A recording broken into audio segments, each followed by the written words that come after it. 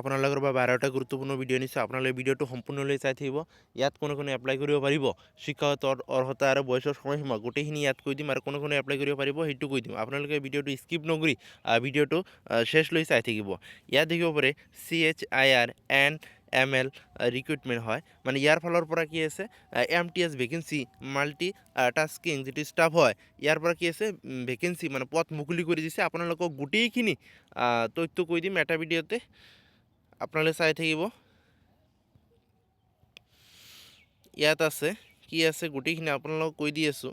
ইয়াত দেখিব পাৰে মানে CHIR সচিবালয়, ইয়াত মানে অৰ্গেনাইজেশ্যন যিটো নেম হয় সচিবালয়, ইয়াত CHIR, ইয়াত পোষ্ট যিটো নেম আছে মাল্টিটাস্কিং ষ্টাফ MTH আৰু টোটাল পোষ্ট ইয়াত মেনশ্যন কৰি দিয়া নাই। অফিচিয়েল নটিফিকেশ্যন আপোনালোকে চাই দেখিব পাৰে টোটাল পোষ্ট কিমান আছে।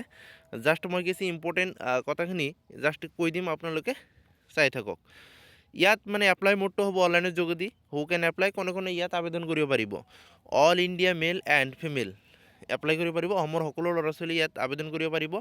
আৰু ইয়াত যিটো চেলাৰী হয় 18ৰ পৰা 56, মানে 18,000ৰ পৰা 56,100 কি আছে ইয়াত, মানে 18,000ৰ পৰা 56,000লৈকে আপোনালোকক কি হ'ব চেলাৰীটো দিয়া হ'ব।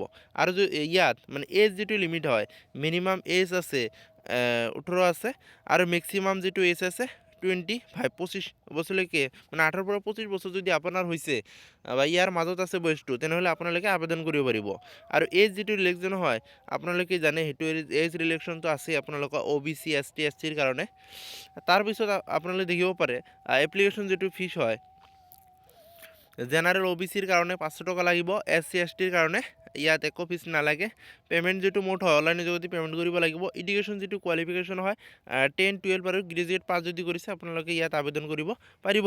আৰু চিলেকশ্যন যিটো প্ৰচেছ হয়, চিলেকশ্যন যদি প্ৰচেছ হয় ৰাইটিং এক্সাম, স্কিল টেষ্ট, তাৰপিছত কি আছে ডকুমেণ্ট ভেৰিফিকেশ্যন হ'ব। তাৰপিছত আপোনালোক ফাইনেল মেৰিট লিষ্ট দিব।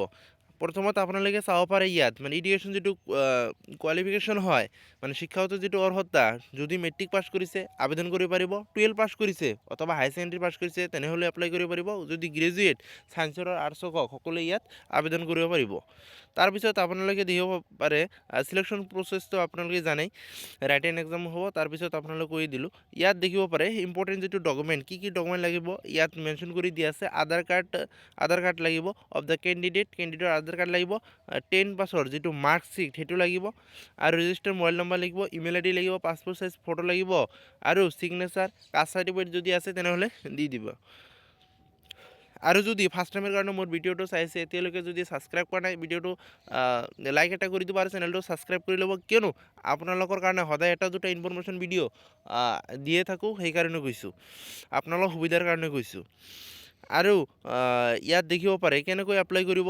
ইয়াত মানে হাউ টু এপ্লাই, ইয়াত মানে অফিচিয়েল যিটো ৱেবছাইট হয় তাত গৈ পিনে লিংকটো তাত দিয়া আছে, আপোনালোকে তাত গৈ এপ্লাই কৰিব পাৰিব।